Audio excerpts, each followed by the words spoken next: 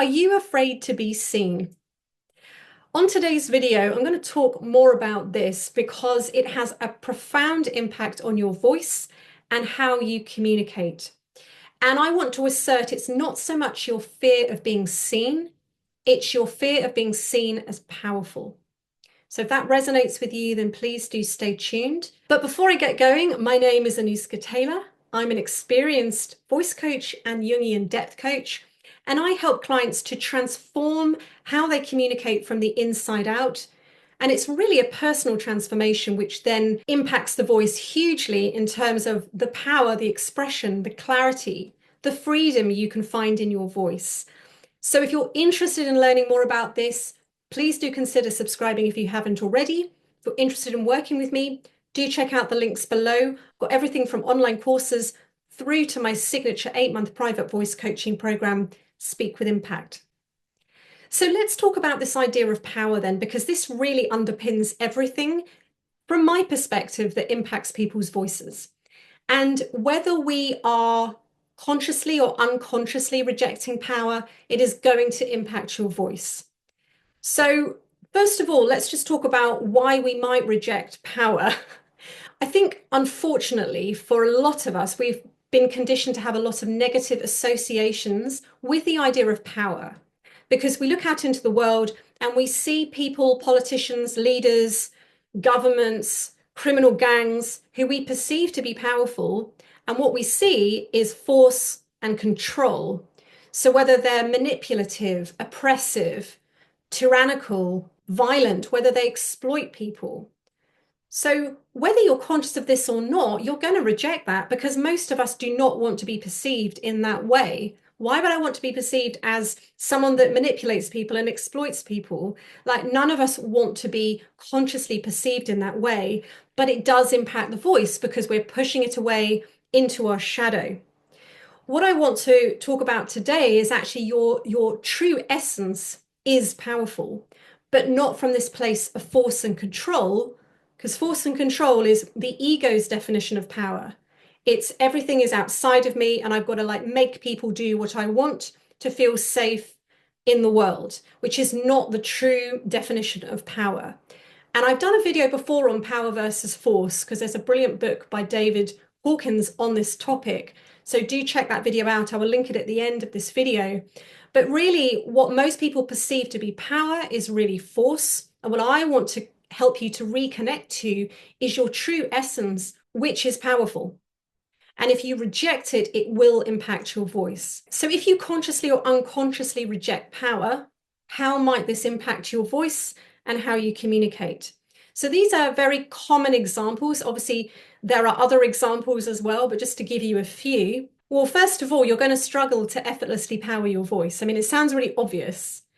And power for me is just an ability to project your voice with ease, to be able to vary your volume, to speak loudly, to speak assertively, to speak authoritatively. So not only will you probably struggle to power your voice with ease, but you'll also struggle to speak assertively and authoritatively. And that's often something that people come to be about because they want to feel more confident. They want to sound more confident, which you could also say is I want to sound more authoritative or assertive. But if you're unconsciously rejecting power, you're not going to allow that on some level. You might allow a little bit of it in, but you're always going to have your foot on the proverbial brake. Other examples might be you overcompensate with your voice. So you don't want to be perceived as powerful, but you're trying to get your voice out because you need to get your voice out because you're trying to project at the back of a room. So then you start forcing and straining your voice. So you're sort of working against yourself. There's a foot on the brake saying, no, you can't be powerful. But then there's a foot on the accelerator that says, you need to get your voice out. So that's when, from my perspective, I'll often hear a lot of tension, strain, and constriction in the voice because you're not actually allowing that true, powerful, authentic voice to emerge.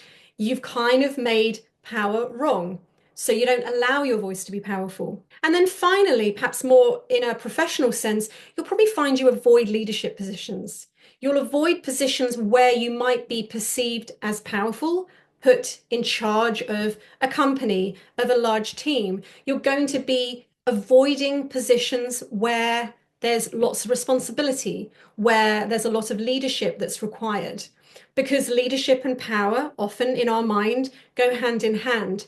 So, do any of those resonate? You might not notice it in your voice, but you notice yourself pulling back in terms of, I'm uncomfortable being a leader. I'm uncomfortable expressing myself confidently and assertively. So there's signs that you are consciously or unconsciously rejecting power. And so my question for you would be, start to examine your relationship with power. Start to look at people in the world that you perceive to be powerful and make some notes about what you've judged about them, what you have associated with them, because that isn't true power. That is ego power, which isn't power, which is about separation. I'm separate, so I need to force you to do something, and I need to control you. If you don't do what I want, then I might have to be violent. I might have to be aggressive. And we see that so much in our world, particularly right now with the wars going on and with certain political leaders. We see it all the time, and so we are rejecting it. So your true self, your true essence is naturally powerful. And this has got nothing to do with the external world. This is to do with your own connection to yourself. So this comes from a place of courage and openness and limitlessness and freedom. And it's really about connecting to people from a place of love, from a place of authenticity. Really important. If you want to be authentic, then you have to make peace with this idea of being powerful, because you are naturally powerful. That is who you are at your core. And also, if you want your voice to be more generous, more creative, if you want to access more creativity in your voice, this is all about reconnecting to the truth of who you are, which is powerful. So you can see, hopefully, how this is going to limit your voice. It's something I work with, particularly women, but not just women, but often women, we're taught to reject power as well and be submissive and do what you're told and be a good girl and don't speak until you're spoken to, and all of that messaging that many of us got growing up. And then we wonder why we struggle in the boardroom or when we're running our own businesses to actually express ourselves powerfully, assertively, courageously, because we've got all this kind of mixed messaging, and then we have one foot on the brake and one foot on the accelerator, and then we wonder why our voice doesn't really come out. So remember, from my perspective at least, this isn't about forcing and controlling anyone or anything, animals, people. This is not about manipulating, coercing, exploiting anyone. This is about you bringing your power back within and connecting to that. So it's got really nothing to do with anyone else, because as I said in my video last week, the world is simply a mirror anyway. So another way you can look at this is notice if what you perceive to be powerful people, do they trigger you? Because if they do, again, it's pointing to your own feelings of powerlessness. And again, if we perceive ourselves to be powerless, that's going to impact how you communicate. That's going to impact the voice that you allow out. So really start to examine this relationship you have with power, whether you are consciously pushing it away and you've made it wrong, and maybe you talk to your friends about how wrong it is, or whether it's more unconscious. And maybe you don't think you have an issue with power, but actually after this video, you're like, well, maybe I do.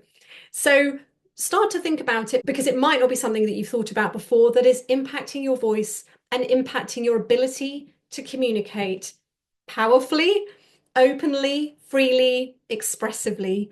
And also, as I said, if you want to communicate more confidently, which is something I hear all the time, or more assertively, you have to integrate this idea of power from the ego perspective and really see it for what it is. Otherwise, it will absolutely drive you and drive your voice and drive what's possible. So if you enjoyed this video, please do give me a thumbs up. Please do subscribe if you haven't yet. And I'd love to know your comments and your thoughts if this resonated with you. And I'll see you next week on next week's video.